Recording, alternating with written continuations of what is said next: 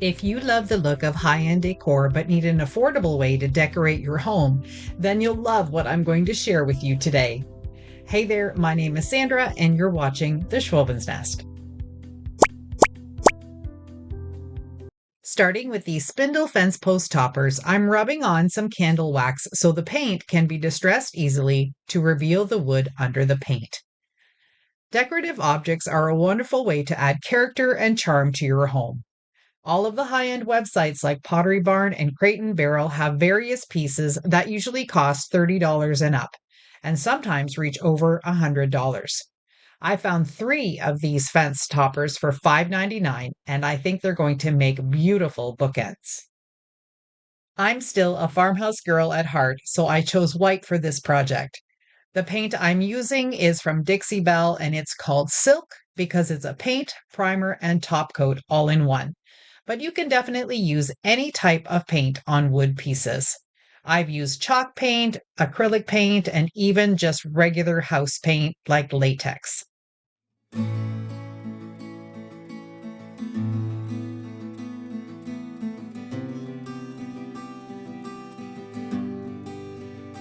Usually I would do this step before I paint, but I completely forgot that this was in the plan. But that's okay, it will still work out.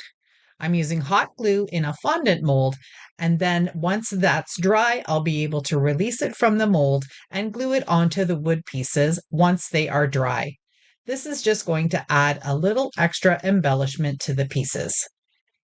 It's details like these that make your DIYs look more expensive. Another way to get a high-end look is to use metallic paint or layer your paints to get more of a textured finish. This method uses quite a bit of hot glue, so if you can work with air dry clay or resin, that would work out fine as well. Now that the paint is fully dry, use some type of scraper to go over the wood and remove the paint where the wax was applied.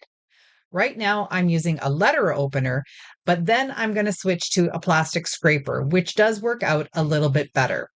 Anything you have that has an edge to scrape will work. Here are some examples of decorative objects that are really up there in price. This one from Crate and Barrel is $149. Then there's an artichoke from Pottery Barn that is $129. And these from the Antique Farmhouse at $56 and $49 are lower in price, but still a lot to pay for what they are. You definitely don't need any special skills to find thrift shop items and add a little paint to them. Removing the hot glue from the silicone molds is super easy. They just pop out. The only thing is sometimes they have little bits of glue around the edges that I trim off using small scissors. Then it's as easy as gluing them on where you want. I'm going to put them in the middle, and since these molds were opposite of each other, it will look really good. You can use hot glue, but there is a small chance that they will melt on the back, so I tend to use Weld-Bond glue and then just put tape on them until they dry.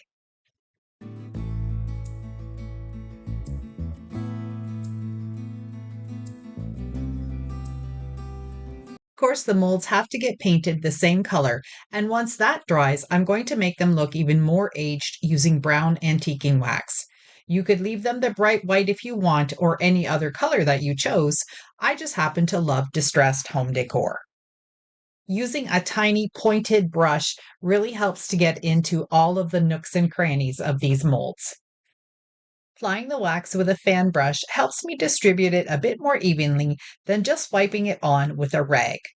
I use paper towels to wipe off the excess. It was super easy to create these affordable home decor pieces that only look expensive.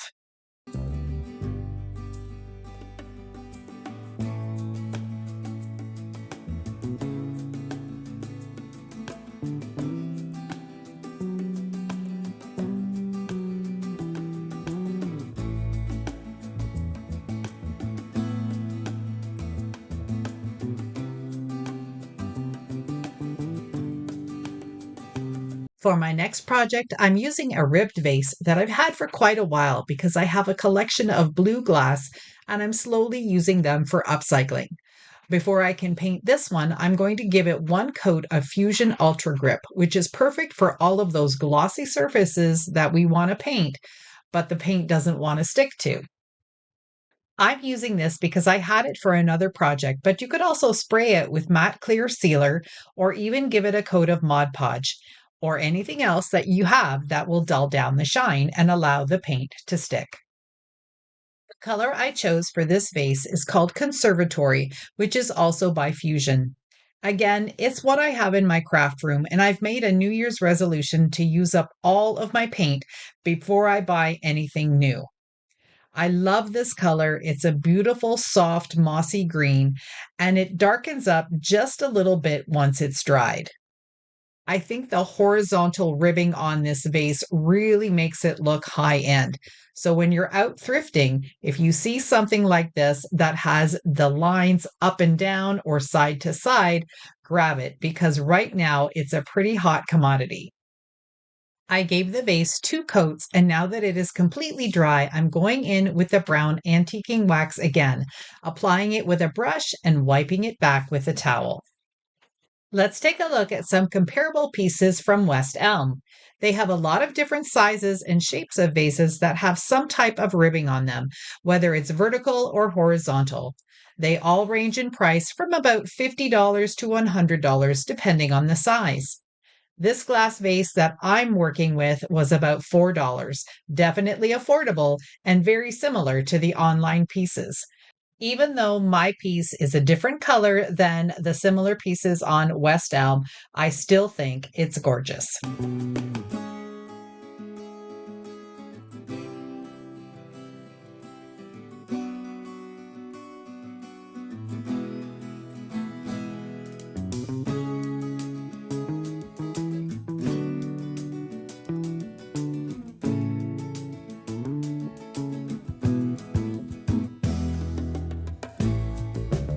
The first thing I had to do to this piece was clean the bottom of it. I used some acetone and then a blade to scrape off the residue, which looked like some type of glue. Acetone is a great product to use for cleaning items, and it can strip paint off of stuff too. This project is the perfect example of how you can marry two different pieces together to make one high-end decor item. I found both of these at two different times and knew they had to become one. This small pedestal bowl is going to become the base for the larger bowl. I'll give it 2 coats of white paint, excluding the inside of the bowl. You won't see that once they are put together.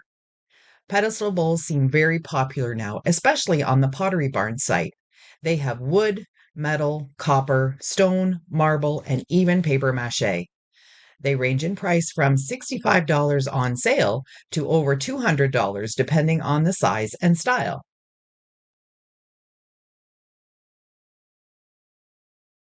I'll use a combination of weld bond glue and hot glue to put these together. It's important to not let the glues touch each other, otherwise they'll basically cancel each other out. So I'm putting 4 sections of the weld bond glue, and then in the bare sections, I'll be adding the hot glue. Wipe off the excess weld bond glue, and if any hot glue seeps out, I use a craft knife to remove that too.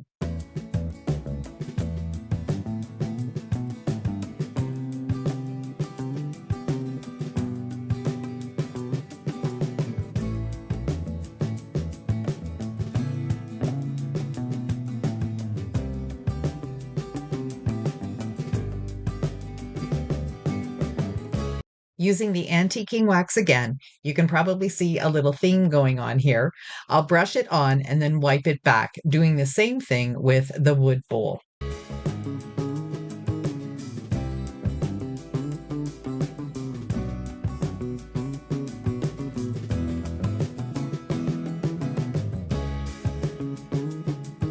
And there you have it, another affordable home decor DIY that only looks expensive.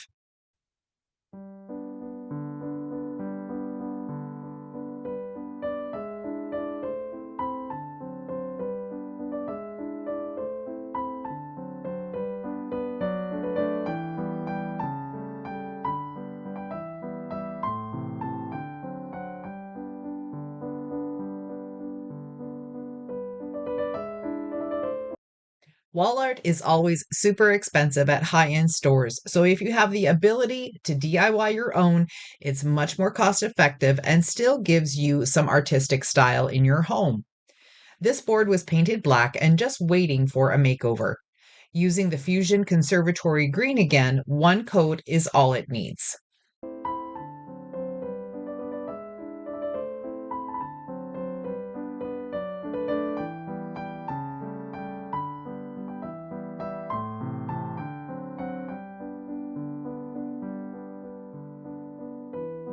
After it's completely dry, I'm going to apply the Elmer's school glue trick to give the next coat of paint some crackle. I really love this look. It's so weathered and antique, and again, it's farmhouse, which is so true to my heart. But it's also really a lot of fun to use different colors of paint to get various effects on different projects. Using the white silk paint from Dixie Belle, it's actually called Saltwater. I'll add one coat, making sure I don't go over the white paint with too many brush strokes. If you do that, the crackle gets disturbed and turns into a hot mess. Keep in mind that the thicker you apply the paint top coat, the heavier the crackle will be in that spot. You can let the paint dry on its own, or you can speed up the process using a hair dryer or heat gun. I always get so excited to see what type of crackle shows up, and it shows up really quickly. The Elmer's glue method is probably the cheapest way to achieve this crackle effect.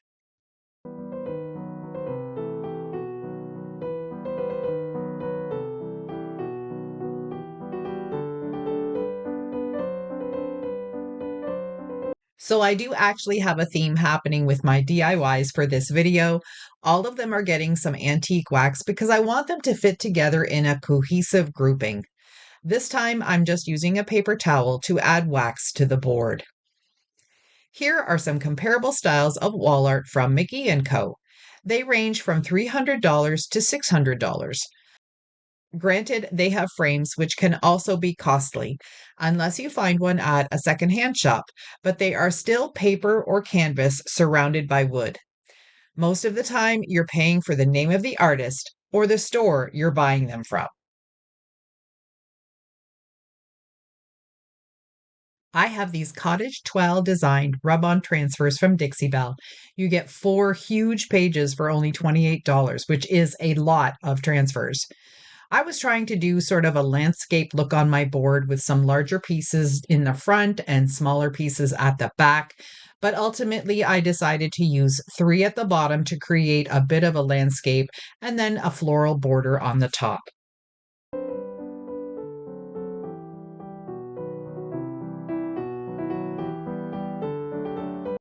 Each of the transfer packs comes with its own burnishing tool, and they come off the cover sheet so easily. I like to gently pull the cover sheet while I'm burnishing to see if I missed any of the pieces. And then it's very easy to just lay the cover sheet back down and go over it one more time.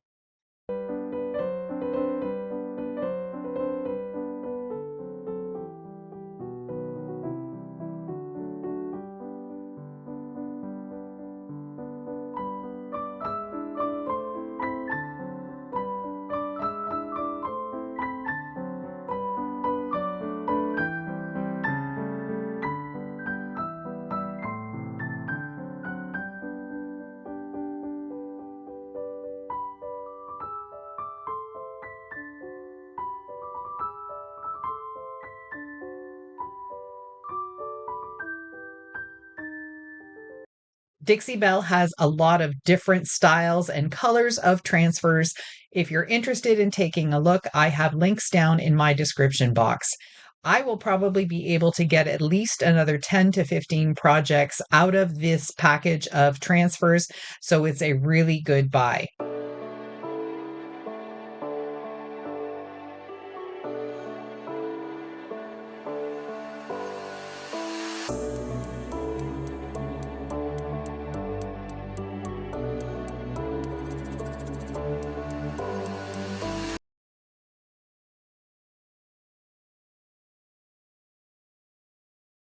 Since this board was 3 pieces of wood, I used my craft knife to gently cut out the transfers at those points.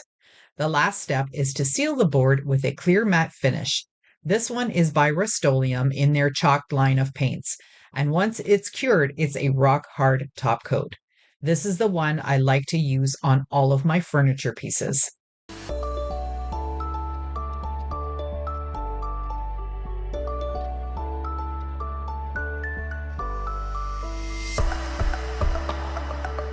This wall art can also be used as a tray on a coffee table, but for now I'm just going to style it leaning against the wall. It's another completely affordable decor DIY that only looks expensive.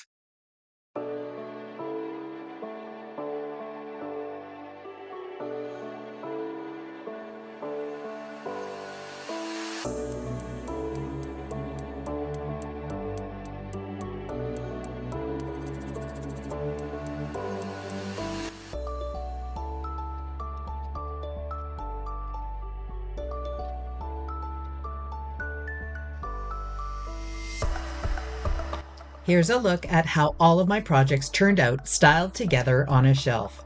They created a beautiful grouping of home decor that would look amazing in any home.